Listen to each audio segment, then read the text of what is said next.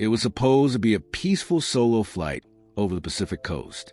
Just a short cruise in the skies. No crew, no fanfare, just John Denver in his small aircraft gliding above the water. But within minutes, everything went wrong. No distress call, no chance to turn back. And when the plane hit the water, there was nothing anyone could do. It wasn't just shocking, it felt wrong. How could one of America's most beloved voices, a man who sang about sunshine, country roads, and the beauty of nature, go out like that? And here's where it gets eerie. The crash didn't just end a music career. It opened a mystery that would haunt fans, investigators, and even Denver's own family. For years, people have asked the same questions. Was it just a tragic accident?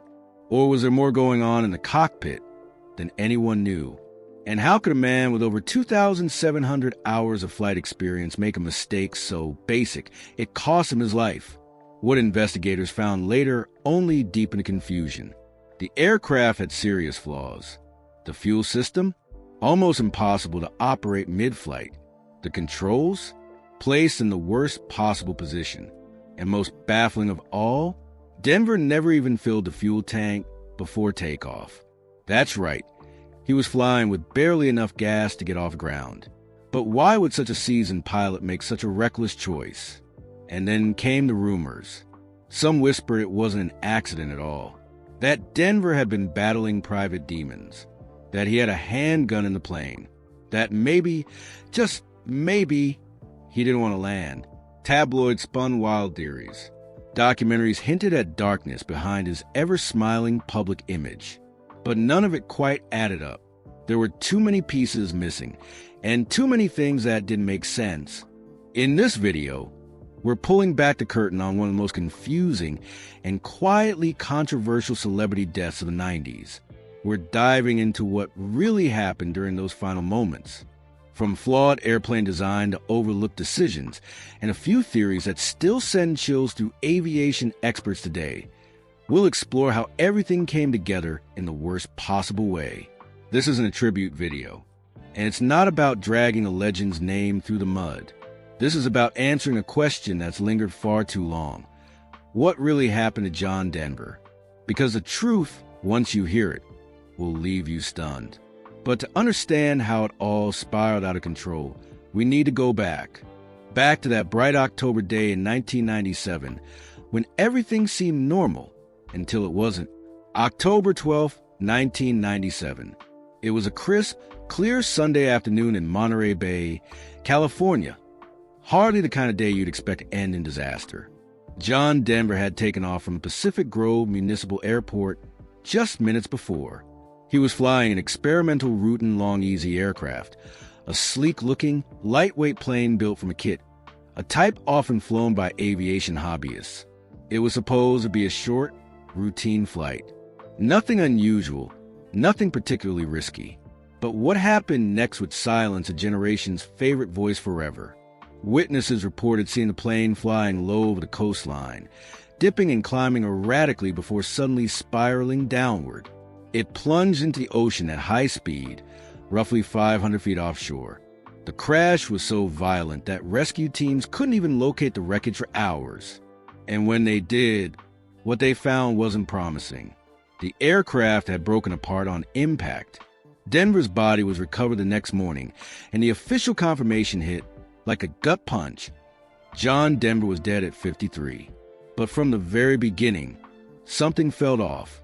Denver had been a passionate pilot, well known for his love of aviation. He'd logged thousands of hours in the sky. How could someone with that much experience crash on such a simple flight? There was no bad weather. No mechanical failure reported by Denver before takeoff. No emergency radio call. He simply went up and didn't come back. The public grief was immediate. Denver was more than just a folk singer. He was a cultural icon, with hits like Take Me Home, Country Roads, Annie's Song, and Sunshine on My Shoulders. His voice had shaped the soundtrack of an entire era. He was a man who had performed for presidents, spoken to world leaders about environmental causes, and even trained with NASA in hopes of going to space. His death hit hard, but the confusion surrounding it made it even harder to accept. As the days passed and more information emerged, the story got stranger. Investigators began combing through wreckage, flight plans, and Denver's personal history. They discovered he hadn't refueled the plane. Even more baffling, he had chosen to fly an aircraft with known control layout issues. Specifically, a fuel selector valve that was placed in an almost unreachable spot. What should have been a simple in-flight maneuver had turned into a fatal error. Denver's fans were left in shock, but aviation experts and crash analysts were only just beginning to piece together the deeper issues. This wasn't just a case of pilot error. There were layers to this tragedy, and as the investigation dug deeper, it became clear the plane itself may have been doomed from the moment it took off. But even with mounting evidence, people still had questions, especially when it came to why Denver was flying that day, despite having lost his medical certification. And what they uncovered next would send even more shockwaves through the story. The aircraft John Denver was flying that day wasn't a typical small plane. It was a Rutan Long Easy, a home-built, experimental model designed more for aviation enthusiasts than seasoned commercial pilots. It looked futuristic, even elegant, with its canard wings and rear-facing propeller. But hidden beneath that sleek design was a fatal flaw that would turn the cockpit into a death trap. The most damning issue? The fuel system layout. In most aircraft, switching fuel tanks mid-flight is simple. The selector valve is clearly visible and within easy reach. But in the Long Easy, the valve was located behind the pilot's left shoulder, practically out of sight and nearly impossible to reach without turning your whole body. To make things worse, the fuel gauge was also located in an awkward spot behind the pilot, visible only if he twisted around mid-flight. This wasn't just inconvenient, it was dangerous. John Denver, like many experienced pilots, relied heavily on instinct and routine in the cockpit. But the Long Easy wasn't like the planes he had flown before. In this aircraft, simply checking the fuel level or switching tanks required awkward, risky movements. And in this case, it was likely those exact movements that caused the crash. Here's what investigators believe happened. While flying, Denver realized he needed to switch fuel tanks. But because of the terrible design, he would have had to take one hand off the controls and physically twist around to reach the selector. In doing so, he likely lost control of the aircraft. At just 500 feet above the water, there was no room for error, no time to recover. The plane pitched downward, and that was it. The National Transportation Safety Board, NTSB, later issued a report highlighting the aircraft's poor design as a contributing factor. They didn't blame Denver alone. They pointed fingers at the airplane's layout and even criticized the builder, who had apparently modified the placement of controls in a way that made the situation even worse. It was a chilling reminder that in aviation, even the smallest design choice can have deadly consequences. Even more frustrating, Denver had voiced concerns about the fuel selector valve before the flight. According to people close to him, he had mentioned how difficult it was to operate. He wasn't comfortable with it. He even asked how it could be fixed. But nothing was changed. He got on the plane anyway, trusting that his experience would keep him safe. It didn't. This wasn't just a pilot making a mistake. It was a perfect storm of bad design, overlooked warnings, and a cockpit that forced one of the most experienced flyers in celebrity aviation into a no-win scenario. The tragedy wasn't just that Denver crashed. It was that the plane never should have been allowed to take off in that condition to begin with. But as investigators uncovered more, one thing became clear. The design flaws were only part of the story. Because the real mystery was why John Denver got into that plane in the first place, knowing all the risks. For many aviation experts, the most mind-boggling part of John Denver's crash wasn't the poor cockpit design. It was a fuel situation. How could a pilot with more than 2,700 hours of flight time, who had flown everything from jets to gliders, take off without enough fuel? At first glance, it looked like an inexcusable mistake. But as the investigation unfolded, the truth turned out to be far more complicated and much more troubling. John Denver took off that day with fuel in only one tank. The other tank was nearly empty. He had not refueled before the flight, despite having the option to. That decision alone was baffling. Even worse, the one tank that did have fuel wasn't enough to sustain the flight for more than a few minutes. In other words, from the moment Denver left the ground, the clock was ticking. Why didn't he refuel? That question became one of the key mysteries in the investigation. According to sources close to the incident, Denver had requested to refuel, but was denied because he wasn't listed as the owner of the aircraft. Technically, he was borrowing it, and airport staff followed protocol. Instead of pushing the issue, Denver decided to take off anyway. Some say it was overconfidence. Others say he simply didn't realize how bad the situation was. But one thing is clear. It was a gamble he couldn't afford to lose. What made this even more dangerous was the aircraft's already poor fuel gauge setup. The gauges were not only positioned behind the pilot, but they were also nonlinear and unlabeled. That meant they could appear to show a full tank, even when very little fuel remained. Essentially, the information Denver was relying on could have been wildly inaccurate, giving him a false sense of security as he climbed into the air. Then came the fatal moment. When the first tank ran dry, Denver likely attempted to switch to the second, but the selector valve, located behind his shoulder, required significant twisting to reach. Pilots who've flown the Long Easy described it as almost impossible to operate without taking your eyes off the sky and your hands off the controls. In Denver's case, witnesses described his plane banking suddenly and then nosediving. The NTSB later concluded that the likely cause was a loss of control during this mid-air fuel switch attempt. It was a deadly chain reaction, flawed fuel readings, an empty tank, and a poorly placed control, all combining at the worst possible moment. Denver didn't have time to recover. His experience didn't matter. When that engine sputtered and cut out over Monterey Bay, the outcome was tragically inevitable. But this still didn't explain one thing.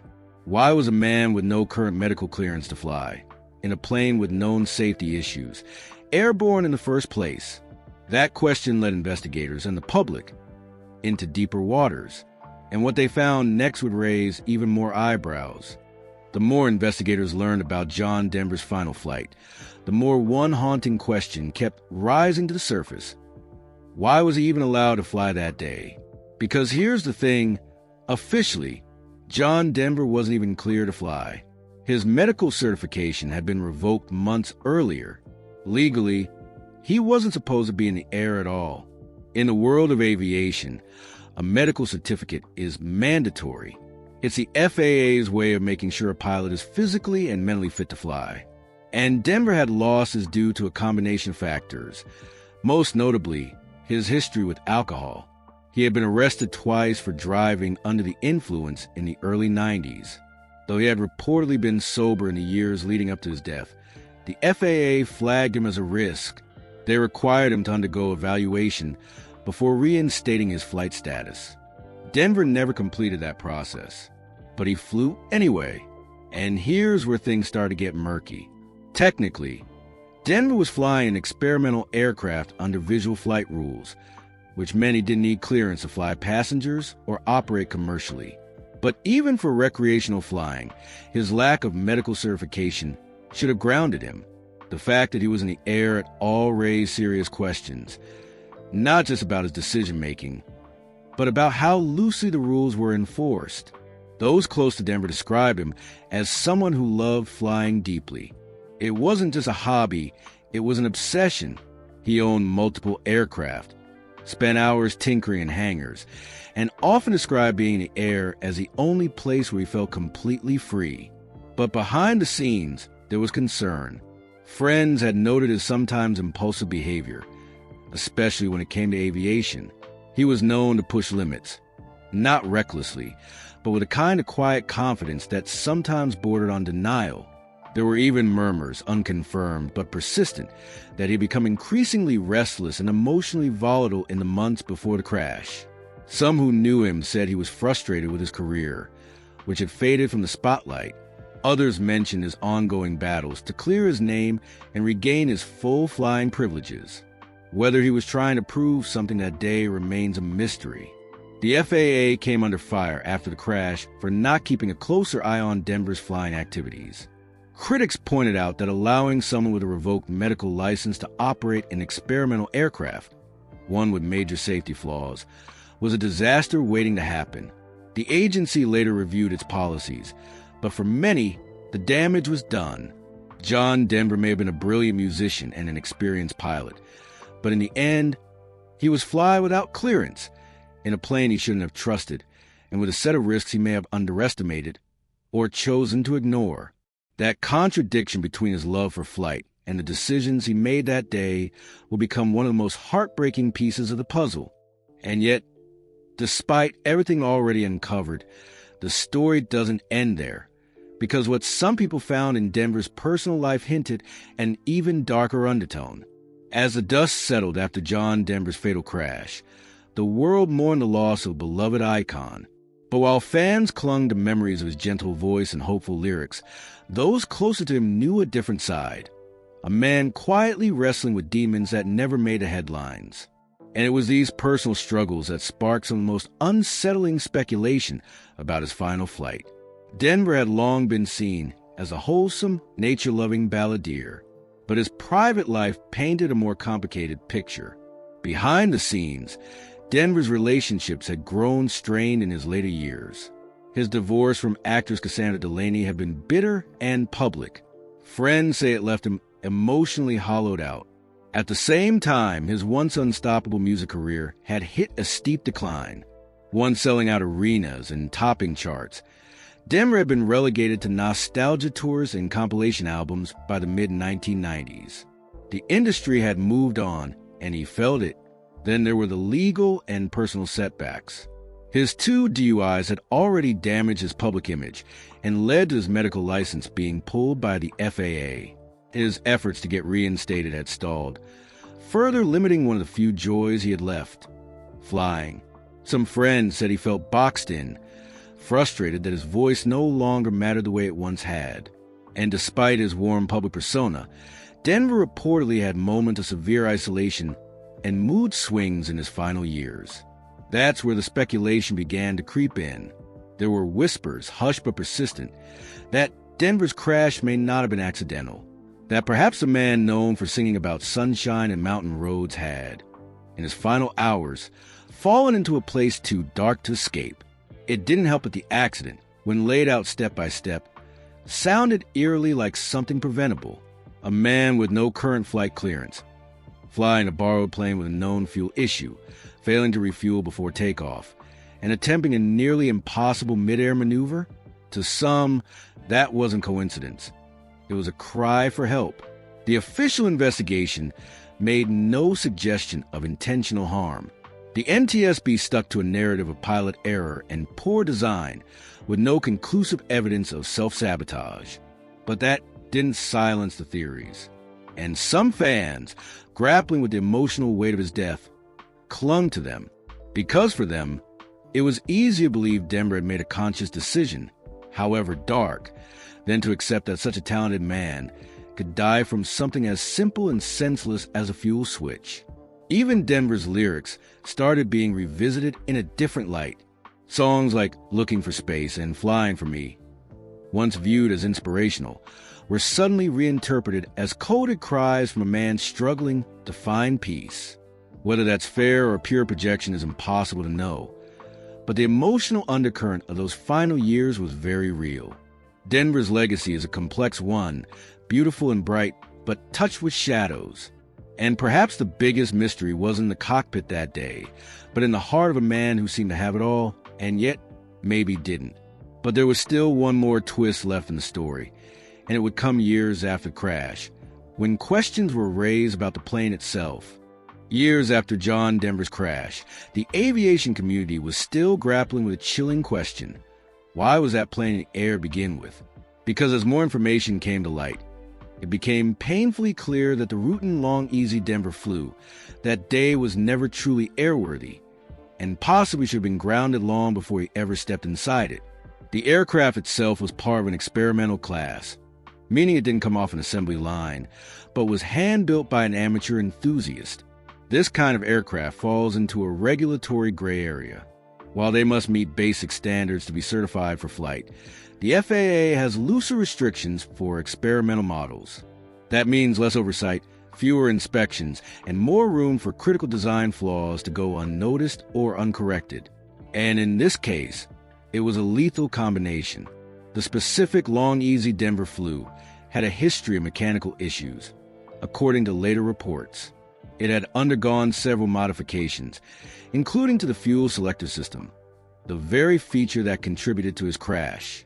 The builder, who was not a professional engineer, had reportedly moved a valve from its original location to one that was nearly impossible to operate while flying. Worse yet, the labeling around the valve had been removed, and Denver had to rely on a handwritten note to remember how to switch tanks mid-flight. That's right, a handwritten note in place of proper markings. For an aircraft moving hundreds of miles per hour at low altitude, this kind of detail wasn't just sloppy, it was unforgivable. More revelations followed. Several pilots had flown the aircraft before Denver, and all of them had reported issues, especially with the fuel selector. At least one pilot had even refused to fly it again. Yet somehow, the plane continued operating, passed through hands, and eventually ended up with John Denver. The question many asked was, why did anyone stop this? Why wasn't the aircraft grounded after the first red flag? Why was a celebrity, a national figure, flying an under-inspected, homemade plane with such obvious flaws? The answers pointed to a mix of oversight failure, personal trust, and a culture of risk-taking within private aviation. Even more disturbing, some insiders claimed Denver hadn't been properly briefed on all the aircraft's quirks, that he may have been unaware of how severe the risks really were, that the people around him assumed his flying experience would be enough to compensate for a faulty design. But in aviation, assumptions kill. In the aftermath, the FAA updated some of its policies around experimental aircraft, particularly concerning documentation and pilot briefings. But for many, those changes came far too late. John Denver wasn't just a victim of a crash. He was a final passenger in a tragedy that had been years in the making, a slow-motion disaster fueled by bad design, bureaucratic neglect, and quiet warnings no one took seriously. But even after all of this, the flawed plane, the medical issues, the rumors, one question remains. Was his death truly an accident or the final note in a life filled with hidden turbulence? John Denver's death wasn't just a tragic accident. It was the climax of a story built on quiet warnings, overlooked flaws, and a man caught between the beauty of flight and the weight of his own history. From the outside, it seemed impossible. How could someone so gifted, so experienced, and so full of life go down in such a senseless way? But the deeper you dig, the clearer it becomes. This wasn't just about a crash. It was about everything that led up to it. Denver's life was a patchwork of contradictions. He was a voice of peace and love, yet struggled privately with anger, addiction, and isolation. He inspired millions, but battled his own sense of fading relevance. He was a skilled pilot, but ignored warning signs, flew without a valid license, and stepped into a plane that even seasoned aviators had refused to trust. The fatal flight was more than a tragic end. It was a result of dozens of decisions, some is, some not, that created the perfect storm. A flawed aircraft, a poorly placed fuel valve, a lack of proper oversight, a man desperate to feel the freedom that flying gave him, even if it meant bending the rules, and hovering over all of it, an unspoken question that still lingers. Was he chasing something that had already slipped away? Even the investigation, as thorough as it was, left people unsatisfied. There was no single villain, no singular act of recklessness that could shoulder all the blame. Just a haunting mix of missteps and might-have-beens, the kind of story that sticks with you not because of how it ended, but because of how many ways it could have ended differently. And perhaps that's a true tragedy. John Denver was more than just a voice or a name on a chart. He was a man who tried to hold on to joy in a world that kept pulling it away. A man who found peace in the sky and met his end chasing that very peace one last time. So the mystery? It's not just about how his plane went down. It's about why a man who brought so much light into the world couldn't escape the shadows in his own. That's the part no investigation can solve. That's the story that stays with you. If this story left you thinking or feeling something you didn't expect, you're not alone. John Denver's legacy is as complicated as it is beautiful.